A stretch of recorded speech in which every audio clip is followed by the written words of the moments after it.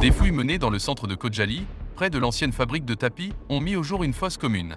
Des représentants du bureau du procureur général, de l'Académie nationale des sciences, du Comité international de la Croix-Rouge, de la Commission d'État pour les prisonniers, les personnes disparues et les otages, ainsi que des experts médico-légaux du ministère de la Santé, sont arrivés sur le site, a indiqué le service de presse du bureau du procureur général à Kaliberaz.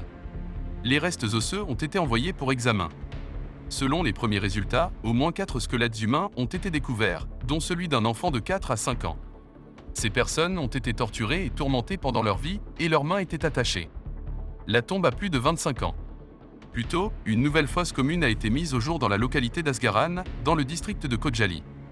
Les restes de squelettes trouvés sur le site sont censés appartenir à un minimum de 8 personnes, victimes du massacre de Khojaly en février 1992. Après la deuxième guerre du Karabakh, qui a duré 44 jours en 2020, des tombes ont été découvertes sur le territoire de la prison de Shusha et du village de Dashalti, dans le village de Saridjali du district d'Agdam, dans le village d'Edili du district de Khojavan, dans le village de Faruk du district de Khojaly, dans le village de Yukari Seydamadli du district de Fuzuli et dans le village de Bashlibel du district de Kalbadjar. À ce jour, les restes d'environ 400 Azerbaïdjanais ont été retrouvés sur place.